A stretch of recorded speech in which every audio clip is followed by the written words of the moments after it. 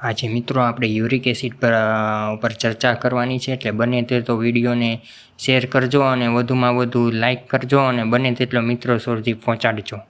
આજે આપણે uric acid વિશે વાત કરવાની છે કે જેનું પ્રમાણ જો શરીરમાં વધી જાય તો આપણે ગંભીર બીમારી સાંધાનો અને ગઠિયાનો વાર લાગુ પડે છે.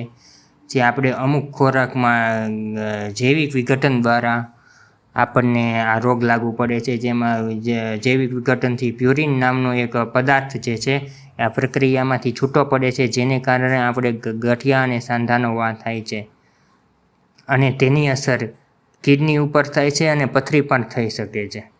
યુરિક એસિડનું લેવલ કઈ વ્યક્તિઓમાં વધારે હોય છે? જે વ્યક્તિને કિડની ઓછું કામ કરતી હોય, જે વ્યક્તિનું વજન વધારે હોય, જે વ્યક્તિનું બ્લડ પ્રેશર વધારે હોય, જે વ્યક્તિને ડાયાબિટીસ હોય, જેને હાઇપોથાઇરોઇડિઝમ જેવી સમસ્યા હોય, જે વ્યક્તિને લાંબો સમય દવા લેતી હોય, તેવી વ્યક્તિઓમાં યુરિક એસિડનું પ્રમાણ વધારે જોવા મળે છે ને તે દિવસે ને દિવસે વધતું જાય છે.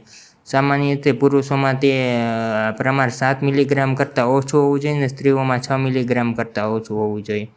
તો યુરિક એસિડનું સ્તર છે તે જળવાઈ રહે છે.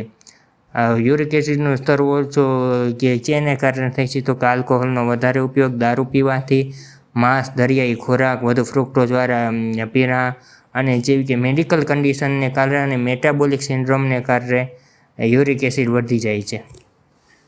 હવે યુરિક એસિડ ઓછું કરવું હોય તો તમે કેવી રીતના તેનો ઉપાય કરશો? જેમ કે અનાજ, ફળો, શાકભાજી, લીલોતરી શાકભાજી વધારે પ્રમાણમાં લેવું અને વજનને નિયંત્રણમાં રાખવું અને બને ત્યાં સુધી ઉપવાસ ન કરવા, ભૂખ્યા પેટે ન રહેવું, ચીઝ પનીરનો ઉપયોગ ન કરવો, પેસ્ટ્રી, આઈસ્ક્રીમ, તળેલો ખોરાક, તીખું તળેલું ખોરાક બને તેટલું સાવ ઓછા પ્રમાણમાં લેવું અને બને તેટલી તકેદારી રાખવી.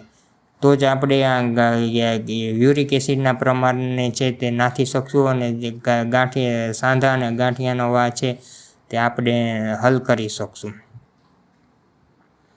અને આની અંદર યુરિનરી ટ્રેક ઇન્ફેક્શન થવાની પર સંભાવના તેટલી જ રહેલી છે, જેથી કરીને આપણે આ બાબતો ઉપર જો વધુમાં વધુ ધ્યાન રાખીએ તો એક આપણે સ્વસ્થ અને તંદુરસ્ત જીવન મળી રહે. તો મિત્રો, આ વિડીયો તમે કેવો લાગ્યો તે મિત્રો સુધી વધુમાં વધુ શેર કરજો, લાઈક કરજો, કમેન્ટ કરજો અને મિત્રોને શેર કરજો.